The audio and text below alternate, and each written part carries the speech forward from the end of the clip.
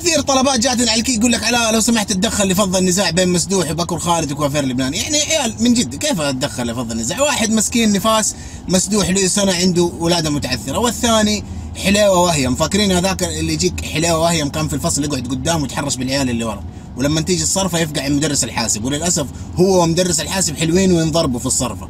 على فكره بكر خالد بالنسبه للاحمر الشفايف اللي تحطه كرز ولا فراوله، وكوافير لبناني يعني مسكين. كوافير لبناني تقدر تسوي كده؟